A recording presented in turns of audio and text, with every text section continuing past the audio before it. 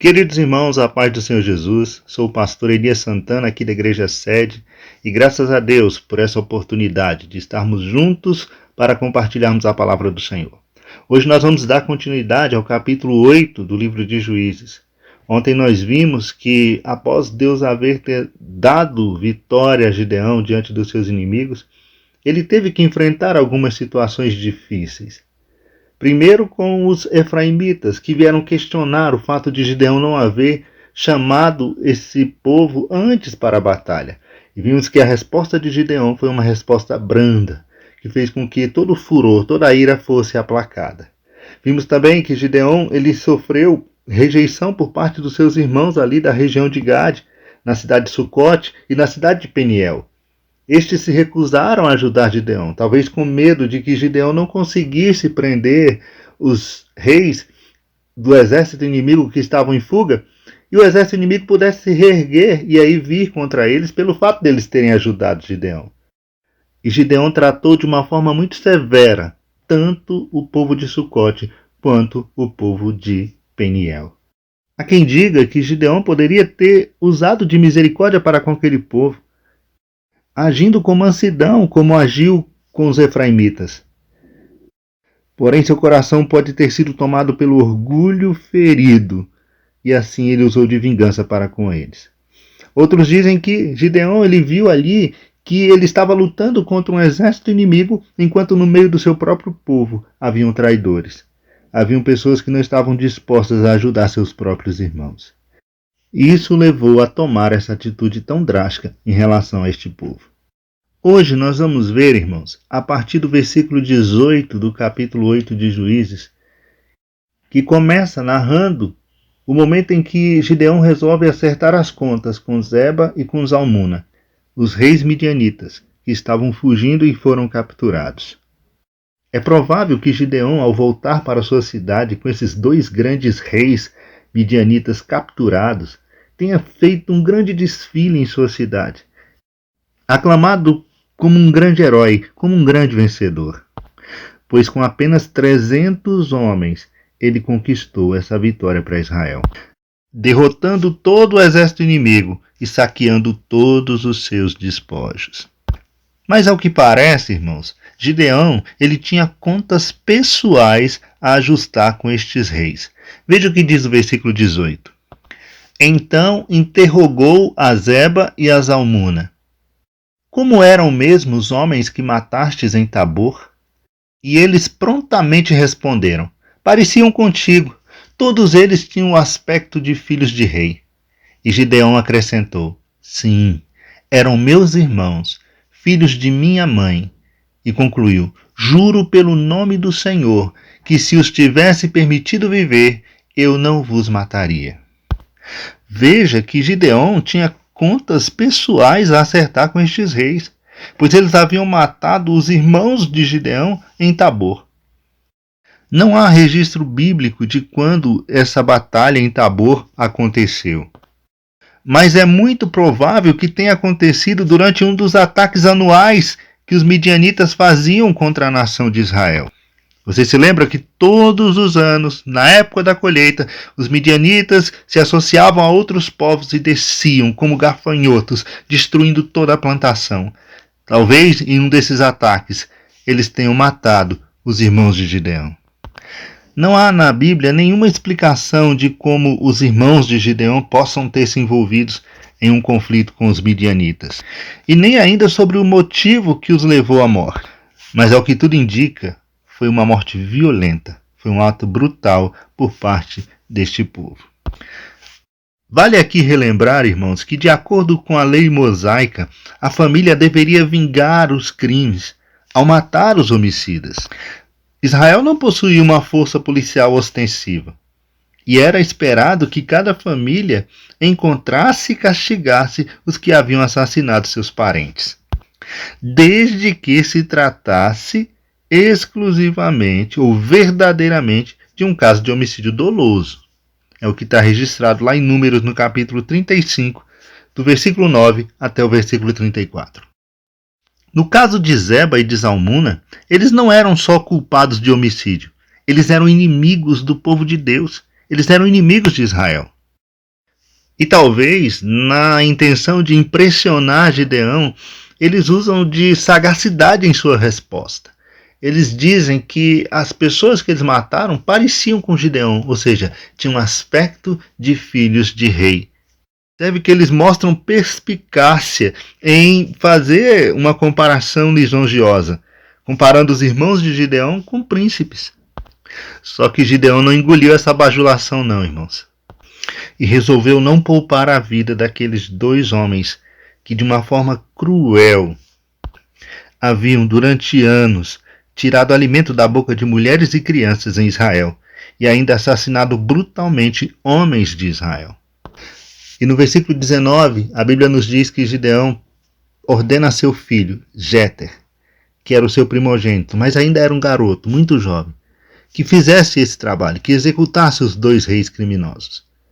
E aqui cabe ressaltar, irmãos, que naquele tempo a forma como um soldado ou um rei do exército inimigo morria era importante para a sua reputação. Lembra de Abimeleque? Ele não queria morrer pelas mãos de uma mulher. Você vai ver isso lá em Juízes, no capítulo 9. Lembra do rei Saul também?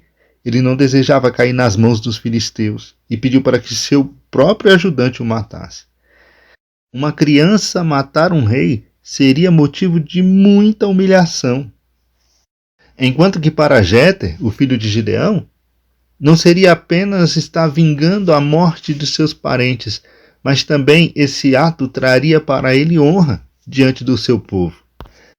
Ele passaria a ser conhecido como aquele que havia executado os dois grandes reis dos midianitas, Zeba e Zalmuna. No entanto, aquele jovem não estava preparado nem para a responsabilidade e muito menos para a honra. Mesmo quando as pessoas são culpadas, executar a justiça não é uma tarefa simples. Portanto, não deve ser colocada nas mãos de uma criança. Agora os reis inimigos começam a zombar de Gideão. Observe o sarcasmo nas palavras destes homens. Versículo 21. Mas Zeba e Zalmuna provocaram, exclamando: levanta-te e mata-nos tu mesmo. Ora, é preciso ter coragem de um verdadeiro homem para fazer isso. É como se eles dissessem: você não tem coragem de fazer, então fica pedindo para o seu filho fazer? Faz você mesmo.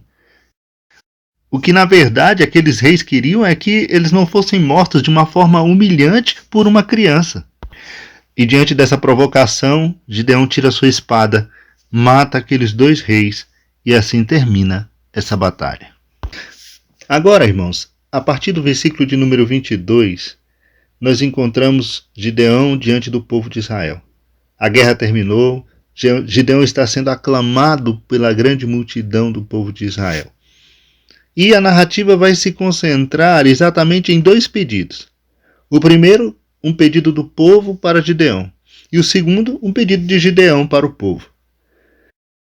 Gideão agora era tão bem aceito pela nação de Israel que o povo lhe pediu para que ele instituísse uma dinastia. Olha, você tem que ser rei, você tem que reinar sobre nós.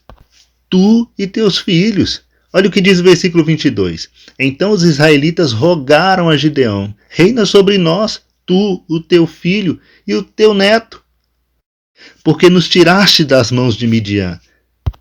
O povo agora queria que fosse estabelecida uma dinastia em Israel.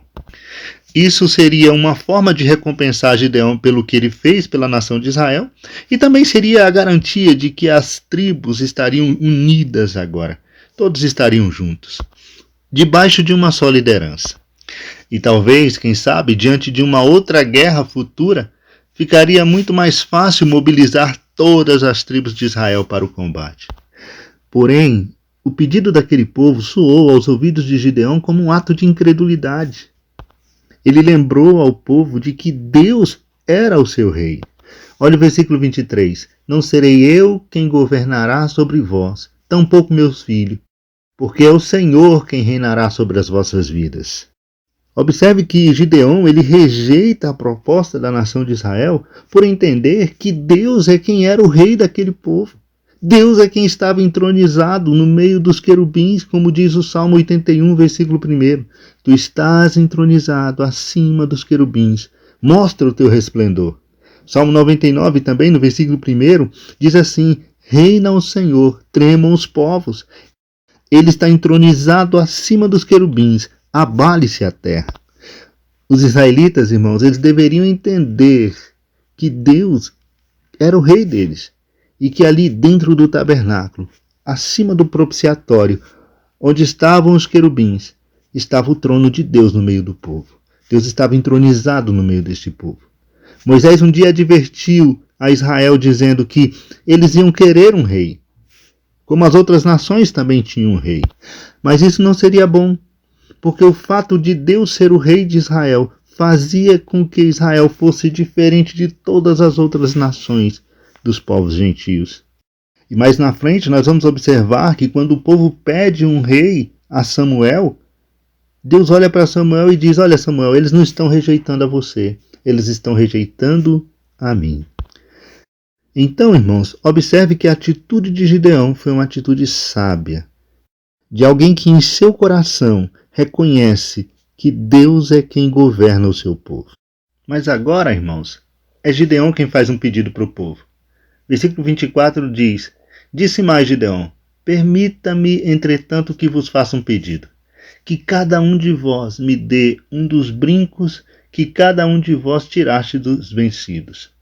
Veja que Gideão agora ele pede para que aquele povo dê dos despojos que eles pegaram dos inimigos, principalmente dos ismaelitas, que eram parentes dos midianitas e que tinham o costume de andar com brincos de ouro em suas orelhas e brincos de ouro pendurados no nariz. É claro que quando os soldados israelitas venceram a batalha, eles retiraram essas peças preciosas desses soldados. E agora Gideão pede: eu quero apenas um de cada um de vocês. E aquele povo abriu o coração. Uma forma de retribuir a Gideão. Afinal de contas, ele havia trazido a paz para Israel. E também se recusou ser o rei daquele povo. Olha o que disse o povo a Gideão no versículo 25. De bom grado os daremos. E estenderam ali uma grande capa, e cada um deles depositou ali um brinco, do total de seus despojos de guerra. E o peso dos brincos de ouro que se recebeu chegou a 20,5 quilos. E o povo não deu só brinco, não. Eles deram também seus anéis de ouro, deram os colares de ouro, as roupas de púrpura que os reis de Midian usavam, e os colares e os enfeites reais que adornavam também os camelos dos inimigos.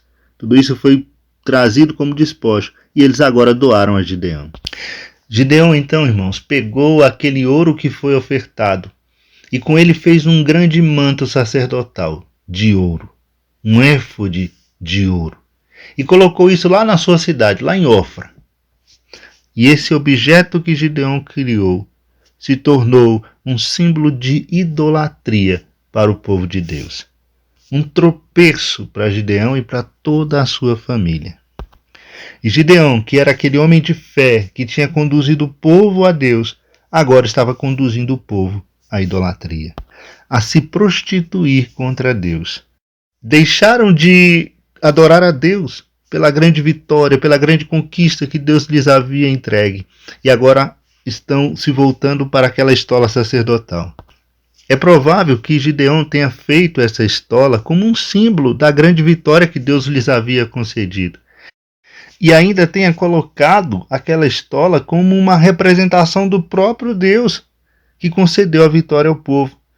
Não há como determinar se essa estola ela era uma versão da própria estola sacerdotal, da estola que o próprio sacerdote utilizava, ou se era uma estátua. Porém, o que se sabe é que ela foi usada como objeto de adoração e se tornou um laço tanto para Gideão como para o povo de Deus.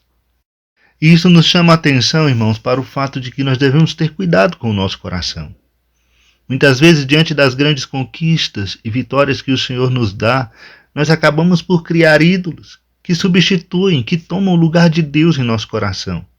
Quantas vezes Deus nos abençoa com uma casa e essa casa passa a ser um ídolo em nossas vidas. Quantas vezes Deus nos abençoa com um carro novo e esse carro passa a ser um ídolo em nossas vidas. Toma o lugar de Deus, a gente começa a ir menos à igreja, a gente começa a ler menos a Bíblia, a gente começa a se preocupar muito mais com aquilo que Deus nos deu. Nós olhamos e dizemos: foi Deus que nos deu. mas aquilo está nos afastando de Deus. Tudo aquilo que Deus nos concede, as vitórias que Deus nos concede, é para a glória dEle, é para que o nome dEle seja exaltado em nossa vida. E tudo o que temos que fazer é nos render aos pés do Senhor ainda mais. Gideão perdeu uma grande oportunidade de realizar uma reforma espiritual em Israel. Ele havia destruído os ídolos da casa de seu pai. Ele havia chamado o povo e mostrado ao povo que os Baalins que eles estavam adorando não os podiam livrar, mas que Deus sim os podia livrar. Porém, caiu na sedução de construir uma estola sacerdotal para que o povo pudesse adorar e pecar contra o Senhor. A grande vitória sobre Midian deu a Gideão uma grande oportunidade de chamar a nação de Israel de volta à adoração, de volta à obediência a Deus e à sua palavra. Porém, em vez de usar esta oportunidade para glorificar a Deus, Gideão ele usa em proveito próprio. Porque você pode observar que o Gideão que recusou a ser rei em Israel acaba por viver uma vida de rei. Tornou-se um homem rico, em parte pelos despojos que ganhou da guerra, e em parte também pelos presentes que recebeu do povo. Ele teve muitas mulheres, montou seu próprio harém. Para você ter uma ideia, ele teve 70 filhos. E ainda teve mais um filho com uma concubina lá em Siquém. E a esse filho ele deu o nome de Abimeleque. Sabe o que significa Abimeleque? Meu pai é um rei. Então observe que embora ele tenha rejeitado reinar sobre Israel, ele assume uma vida de rei em Israel. E o que é pior, ele se afasta de Deus e afasta o povo de Deus com a idolatria. E a pergunta que se faz é, o que pode ter causado esse declínio espiritual na vida de Gideão? Talvez o seu orgulho. Observe que antes da batalha de Midian, Gideão se demonstrou humilde e completamente dependente de Deus.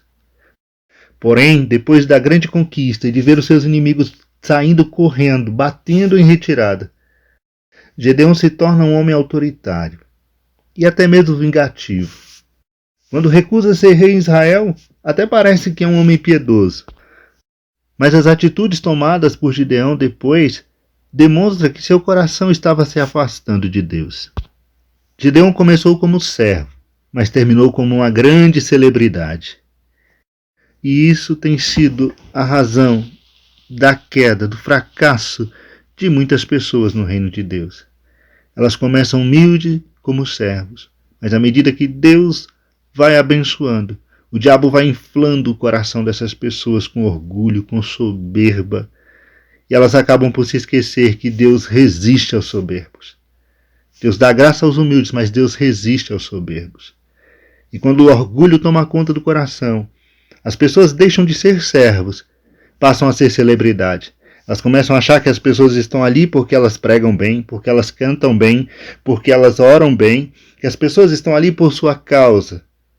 E as pessoas começam a aplaudir essas pessoas, a aclamar essas pessoas como se fossem ídolos. E elas começam a achar que, por arrastarem uma multidão, o Senhor ainda está com elas. Você se lembra de Saul? Deus já havia rejeitado Saul, mas ainda assim ele insiste com Samuel para que Samuel fosse com ele quando ele se apresentasse diante da multidão, para que a multidão pudesse entender que o fato de Samuel estar do seu lado implicaria de que Deus o estava aprovando. E ele segura as vestes de Samuel e as vestes de Samuel se rasgam na mão de Saul. Samuel então olha para Saul e diz, da mesma forma como essa veste se rasgou, Deus rasgou de ti o reino. Deus te rejeitou. E não é porque a multidão te aplaude que Deus está com você. Portanto, meus irmãos, fica para nós aqui um grande alerta. Temos que permanecer humildes, dependentes de Deus em todas as circunstâncias, dependendo do Senhor em todos os momentos, porque é o Senhor quem realiza todas as coisas. Eu e você somos apenas instrumentos de Deus para a realização da sua obra. A glória é dele, o poder é dele, a graça é dele, a unção é dele. É ele quem faz, ele é quem realiza.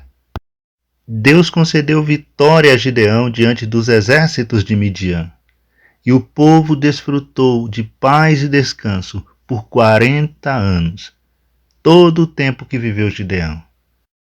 A Bíblia não diz com que idade Gideão morreu, mas diz que ele morreu pleno de dias, ou seja, ele teve uma boa velhice. Morreu numa idade bem avançada. Ele foi sepultado no túmulo de seus pais, em Ofra. E logo após a morte de Gideão, o povo se volta de novo à prostituição, à adoração a ídolos, estabelecendo Baalins como ídolos para sua adoração. Veja o que diz o versículo 33. Logo depois da morte de Gideão, os filhos de Israel voltaram a se prostituir, oferecendo louvores e adoração aos Baalins, e aclamaram Baal-Berite como seu Deus. E não mais se lembraram do Senhor, que os havia salvado das mãos dos seus inimigos em redor. Também não demonstraram qualquer gratidão para com Gideão e sua família, pois se esqueceram de todo o bem que ele tinha realizado em favor de Israel. E agora, novamente, irmãos, nós observamos Israel entrando na sua gangorra espiritual, novamente se afundando em seus pecados e em suas mazelas. Tudo está bem, tudo está tranquilo, estão vivendo em paz. É como se dissessem, agora a gente não precisa mais de Deus. E o seu coração se endurece e eles voltam às práticas do pecado, da prostituição, da idolatria. Que o Senhor nos livre, irmãos, de tamanha ingratidão. Quanto a Gideão, o seu exemplo de fé fica guardado em nosso coração. Um homem que, a princípio, não acreditava que Deus pudesse livrar Israel através dele. Estava escondido no lagar, fazendo o que não era para ser feito ali, malhando trigo, mas Deus o escolheu, Deus o chamou, Deus o preparou, Deus o capacitou. E quando ele percebeu que Deus estava com ele, que Deus lhe daria vitória, ele manteve firme a sua fé e partiu para a grande vitória contra os seus inimigos. E eu concluo, irmãos, com o texto de Hebreus, capítulo 11, a partir do versículo 32, quando Gideão é colocado na galeria dos heróis da fé. Diz assim a palavra do Senhor: quantos exemplos mais darei? Infelizmente não disponho de tempo para falar sobre a devoção de Gideão, Baraque, Sansão, Jefité, Davi, Samuel e os profetas, os quais por intermédio da fé conquistaram reinos, praticaram a justiça, receberam o cumprimento das promessas, fecharam a boca dos leões, extinguiram a violência do fogo, foram libertos do fio da espada, da fraqueza tiraram força, tornaram-se poderosos nas batalhas e puseram em retirada os exércitos estrangeiros. Que o Senhor nos abençoe, irmãos. Que o Senhor nos conceda uma fé cada vez mais firme no seu nome. Que possamos sempre reconhecer a nossa completa dependência de Deus, a nossa completa dependência do Espírito Santo para realizar a obra do Senhor e sempre dar a Ele a glória que lhe é devida. Eu louvo a Deus por essa oportunidade. Eu louvo a Deus pelo privilégio de poder compartilhar com vocês a palavra do Senhor. Agradeço a nossa pastora presidente pela confiança, pastor Gideão Júnior pelo privilégio que me dá de poder participar desse projeto. Que Deus te abençoe. Fica na paz do Senhor Jesus.